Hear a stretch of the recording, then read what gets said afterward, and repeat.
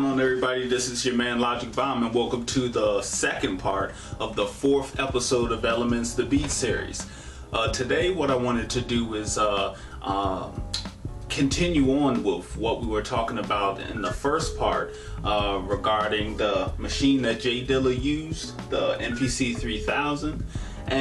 But we're gonna today get into a little bit more specifics as to how J Dilla affected myself and influenced me in my production, as he have with many of you watching. And so the aspects that we're going to talk about today before we get into our feature is going to be, number one, how did I find out about J Dilla, JD? What was the first beat that I heard? How did I come to know who he was?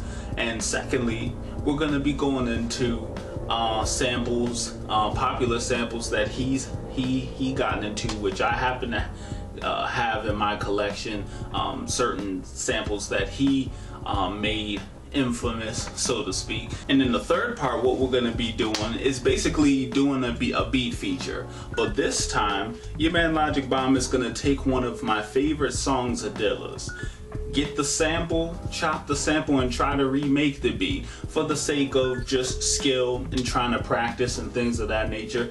A little something different for you guys. So stay tuned. This is again the second part of the 4th episode of Elements the Beat series, and let's go ahead and get it started. First, we're going to start with the first segment, which is how I got to know who our man J Dilla was. So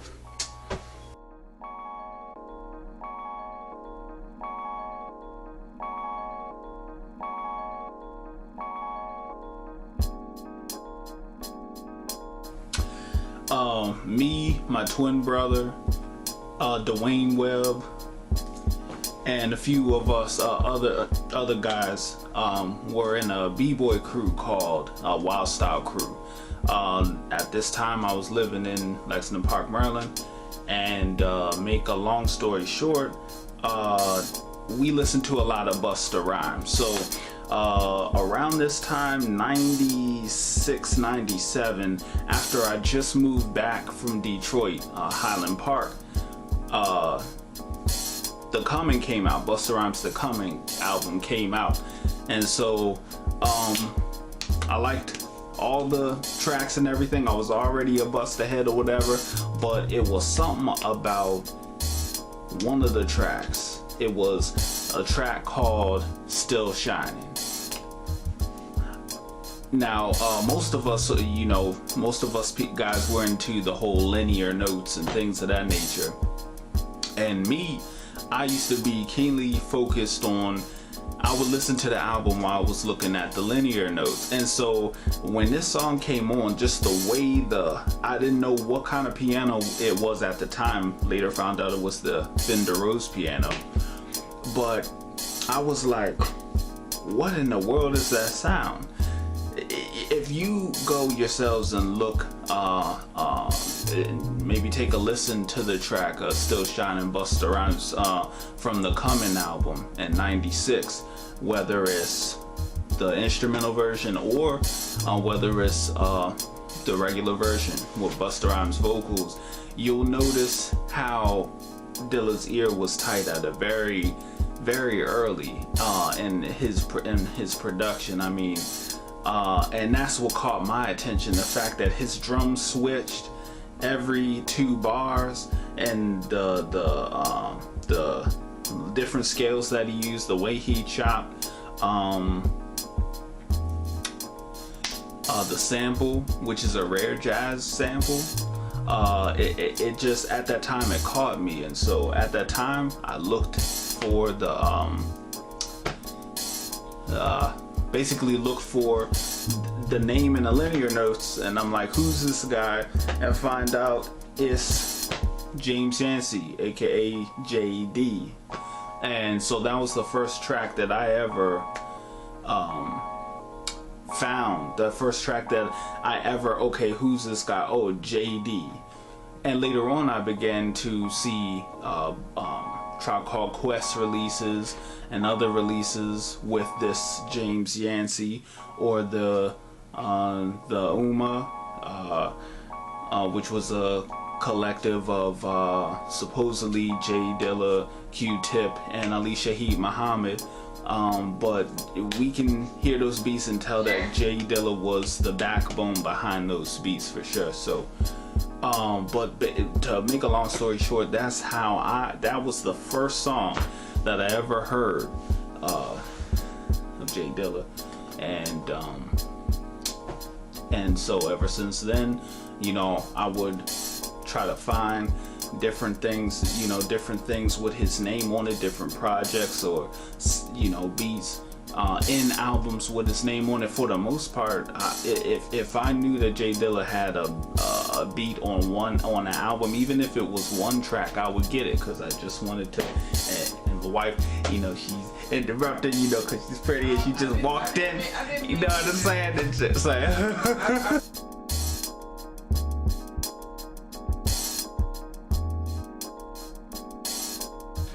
I remember I was working at Tower Records on Pennsylvania Avenue, downtown, near Georgetown and everything. And man, we was excited to get donuts. As a matter of fact, a lot of us already put on the list. We was like, we're gonna snatch our copy before the customers come in, because we knew the word was on the street. We knew that it was just gonna fly, that copies was gonna fly out the door. So Dilla Donuts to me is very special, because I remember I told everybody, and shout outs to Riddy Pong, to Phil, to, you know who you are, who worked at Tower Records before it closed in 06. But yeah, I told everybody not to play it in the store. I wanted to have my own personal experience with Dilla Donuts. Got it home, opened the CD, put it in, and just sat back. I think I had some Kool-Aid with some chips, and, you know, and a sandwich, and I listened to Dilla like 8 times straight through. Dilla Donuts straight through. And there were certain joints that hit me automatically, but I was like, wow, this is groundbreaking, you know what I'm saying? But make a long story short, man, 3 days later, I happened to find out through the internet.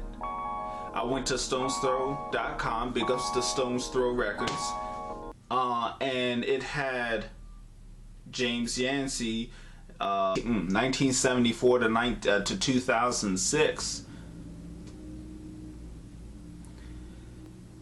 Yeah, it had, and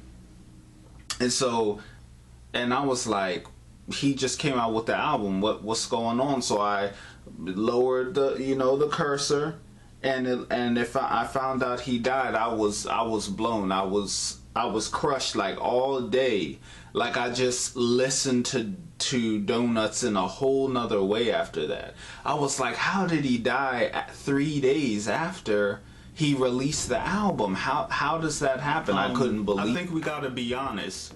Ever since the day that J Dilla died, it's kind of been different. Every beat that most of us have made, we probably sat down and thought of JD prior to turning on MPC, or maybe something in our hi-hats, or the way we did our snare, or the way we filtered our kick. Something was touched by JD. And me personally, honestly, it took a long time for me to develop my own style after J Dilla died. Reason being is because the way his beats was, just how you can tell he wasn't just a beat maker, he was a producer. Meaning he put everything into each beat that he did, whether it was meticulously chopping a sound, or making sure his drums was just tight, you know what I'm saying? A lot of times when he used the MPC 3000, his according to Busta Rhymes, his beats were just perfect, just out of the machine. There was no need to tweak them in Pro Tools or anything like that, you know what I'm saying? And so that's kind of like why I try to make sure my beat is almost perfect, just the way I want it to sound when it comes out the MPC or whatever equipment that I'm using, and that you may use, because it takes a lot of skill to do that. Alright y'all, so what we're gonna do now is get into a little bit of something fun or whatever like that, you know, wipe your tears and whatnot. I understand that it's a very touchy subject. Now, what I'm gonna try to do is I'm gonna take the sample from my favorite Dilla Beat, Rare Dilla Beat, and I'm gonna reconstruct it right on YouTube, show y'all how I do that, and kind of maybe get inspired a little bit. Just to let y'all know, I'm gonna put the link here down at the bottom. Let me see. Yeah, down there at the bottom, so y'all can see what the original sound like right on YouTube. And I'm gonna go ahead and chop it, do my thing on the same machine that Dilla used, the MPC 3000, with the same record that Dilla used to make the beat. And hopefully, you know, just judge me or whatever. It's just for the sake of skills and practice, and that's how we can sometimes get better as well. Take some of the samples that you may have, the records that some of your favorite producers have sampled, and see if you can chop it and things like that. Not for the view of getting recognition yourself for the beat, remaking the beat, but rather working on your ear, making sure that you develop a good ear for sampling too, and if you're doing sample-based producing. So let's go ahead and get started. Have y'all seen this album before? If not, you gotta check it out. It's by this very vicious Japanese producer and musician named Yutaka, and the name of this album is called Love Light. Okay, now if you never heard of this sample before, then you may want to Google it, because the song Evening Star is the name of the song that J Dilla sampled to get the song at this link. Yes, to make that beat right there. So if you listen to that, and then maybe, you know, I guess put up another tab or whatever, you know, pull up YouTube and see if you can listen to that beat real quick. Because what I'm about to do now, your man LOGIKBOMB is about to go ahead and chop the same sample on the same MPC that Dilla used, and see how close I can get to the original, for the sake of just seeing if I can do it. So, but this time we're gonna get a chance to see how it's done in person, so to speak. So let's get down. Let's go ahead and do it. I'm basically, just to let y'all know, what I'm gonna do as I chop this sample and things on the MPC 3000, I'm also gonna somewhat tell you how to do the same things that I'm doing on other MPCs. MPC 2000, 2000 XL, 1000, 2500, even ASR 10, different things. I'm not going to go into specifics, but some of the basic features of some machines are on others. And so when I use certain terms, just recognize that, okay, that's what I'm trying to use, the term I'm trying to use to refer to another machine, just in case you may not have the 3000. So just follow me as I go. I'm not going to talk that much, but we're just going to go ahead and see if we can get this done. All right, peace. Let me show you how to get that.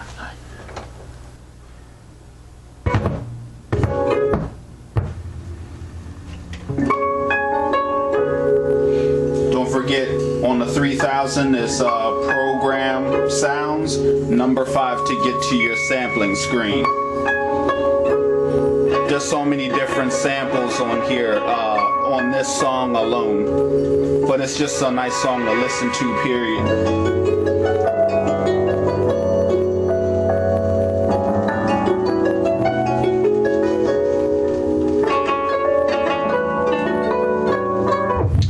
So if you think back to the original, what you want to do is train yourself to recognize what different elements of the song was used. So for example, I already know that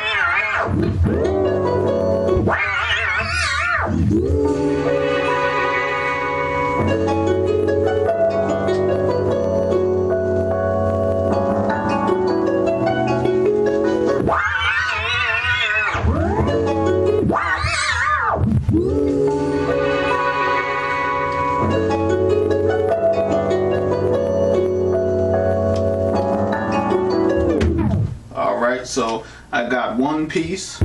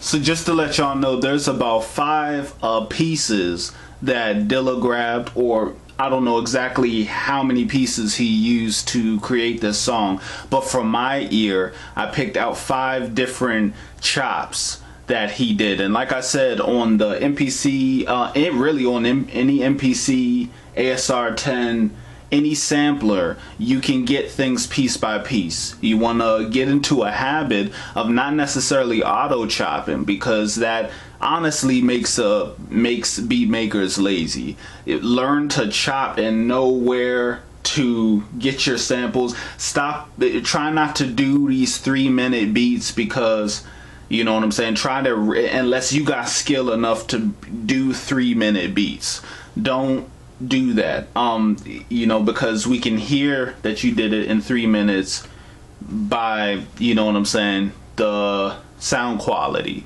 So as a word of advice or whatever, listen keenly to the sample. Like I always say, chop it individually if you can. If you got skills auto chopping, I'm not knocking that.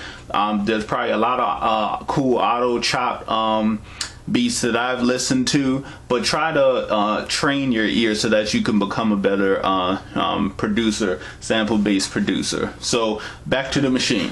One thing I want to note too is that on the MPC 3000, like I said, it chops piece by piece. So you're going to be applying certain sounds to a pad rather than it automatically showing up on all 16, especially in the case when you auto chop, which this machine doesn't have that. This machine is a boss. So anyway, all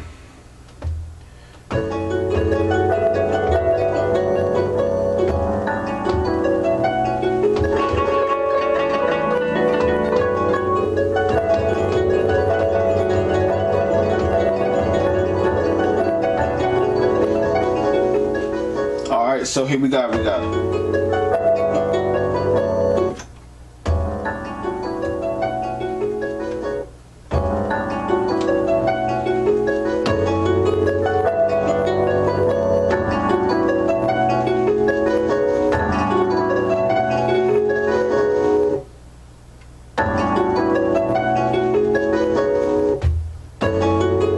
So what I'm gonna do now, what I do, a trick for all you producers out there, is when, you know, as usual, and I don't know about other machines outside of the MPC series, but you have the ability to either have your sample in mono, in poly, or in note off.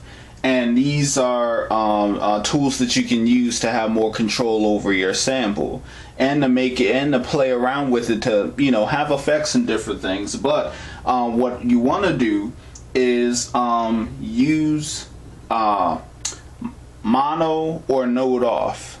And the reason why you want to do that is because when you're chopping, especially if you're going piece by piece, you're able to get exactly to your the section that you want to chop quicker. And I'll try to explain that in later episodes. So right now, I'm gonna turn all of my samples on note off. Okay.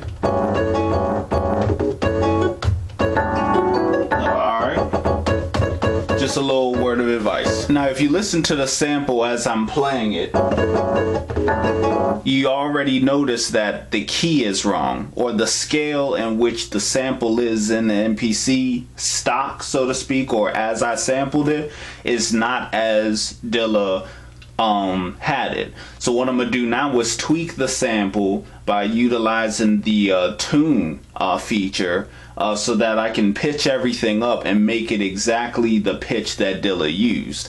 Let me show y'all how that's done.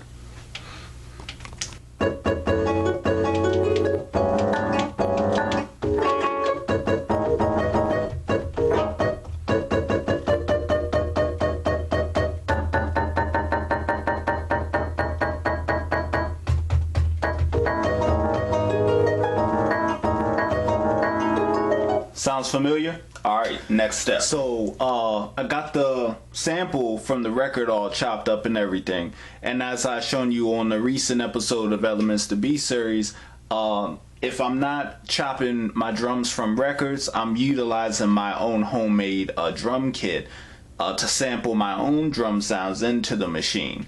And so this zip disk right here is my secret weapons. Alright, so what I'm gonna do, I'm gonna use those samples I just got from the record and utilize my sounds from my drum kit, so that I'll be able to go ahead and sequence this up. So let me show y'all how I do that right now.